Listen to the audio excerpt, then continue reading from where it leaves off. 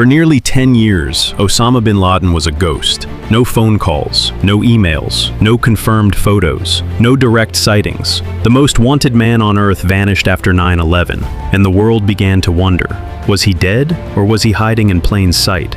But in the end, America didn't find him with satellites. They didn't find him with drones. They didn't even find him by tracking bin Laden himself. They found him by following one man, a courier. And that courier led them to a mysterious compound in a quiet Pakistani city where nobody expected him to be. Welcome to Hidden Story. The manhunt begins. After the attacks of September 11th, 2001, the United States launched the largest manhunt in modern history. The target? Osama bin Laden, leader of Al-Qaeda. American intelligence believed he was somewhere in Afghanistan, protected by the Taliban, surrounded by fighters, and hidden in rough mountain terrain. In late 2001, U.S. forces bombed and attacked the Tora Bora region, an area where bin Laden was believed to be hiding. But bin Laden escaped. And from that moment forward, the hunt became something far more complicated. Because bin Laden did what most people would never do in the modern world. He went completely silent. The problem? He stopped existing. To understand why bin Laden was so difficult to find, you have to understand how modern intelligence works. Most high-value targets are caught because they make mistakes. They call someone, they send a message, they use a phone, they connect to the internet. Even one short call can expose a location. But bin Laden knew this, so he stopped using technology entirely. No cell phones, no computers, no emails, no radios. He lived like a man from a different century, and this forced the CIA to change strategy. Instead of hunting bin Laden, they hunted the people around him. The courier, the only thread. Years passed, and the CIA became obsessed with one key clue, a courier. They learned bin Laden trusted only a few people, and to deliver messages, food, money, and orders, he used couriers, men who traveled physically, carrying information by hand. One courier stood out more than the rest. His nickname was Abu Ahmed al-Kuwaiti. CIA officers believed this courier was not just a messenger. They believed he was the door, the one man who could lead them to bin Laden. But for years, they couldn't find him. The breakthrough. Then, in 2010, everything changed. U.S. intelligence finally identified and tracked the courier.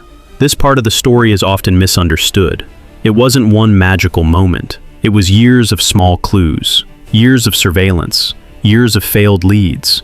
And then, one success. The courier was spotted, and intelligence teams followed him quietly. Not for hours, for days. And eventually, he drove to a strange, heavily protected house in a Pakistani city called Abbottabad, the house that didn't make sense. At first, the CIA didn't know what they were looking at. Abbottabad was not a war zone. It wasn't deep in the mountains. It was a calm city.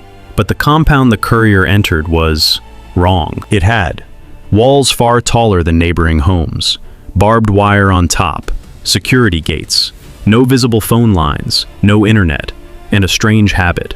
The residents burned their trash instead of putting it outside. CIA analysts watched the compound. They studied the patterns. The people living there never acted like a normal family, and one detail became impossible to ignore. A tall man sometimes walked in the courtyard, but never left the property.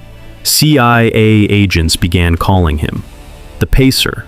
They couldn't see his face clearly, but they could estimate his height, his body type, his behavior, and slowly, suspicion turned into belief. The biggest question in the world. Now the CIA faced the biggest question of the entire manhunt. Is bin Laden actually inside? They didn't have a photo. They didn't have DNA. They didn't have a phone intercept, but they had something else. A pattern. A courier tied to bin Laden. A compound built like a fortress. A mysterious man who never left. For months, the CIA watched. And finally, the information reached the highest level, the White House. Obama's decision. President Barack Obama was given the intelligence, and he had to make a choice. There were three options. Option 1, bomb the compound, but that could kill civilians and destroy proof. Option 2, work with Pakistan. But if Pakistan was compromised, bin Laden could escape in hours. Option 3, a secret raid, a mission so risky, It could start an international crisis if it failed. Obama chose the raid, and the US military selected one unit for the job. Navy SEAL Team 6, the raid. 40 minutes that changed history. On the night of May 1st, 2011, 2 stealth helicopters lifted off and crossed into Pakistan. No announcement, no warning, no permission, just silence. As the helicopters approached the compound, something went wrong. One helicopter crashed inside the walls, due to unstable air in the tight space. But the SEALs didn't stop. They adapted instantly. They entered the compound, room by room, floor by floor, until finally, they reached the top level. And there he was, Osama Bin Laden. Within minutes, the mission was over. Bin Laden was killed. The SEALs collected computers, hard drives, documents, and evidence, and they left before Pakistani forces could arrive. A few hours later, the world heard the words that had seemed impossible for nearly a decade. President Obama announced, Osama bin Laden is dead. But the most shocking part of this entire story remains the same. It wasn't a satellite. It wasn't a drone. It wasn't a lucky guess. It was patience. And one courier, who unknowingly led the United States straight to the most wanted man in the world.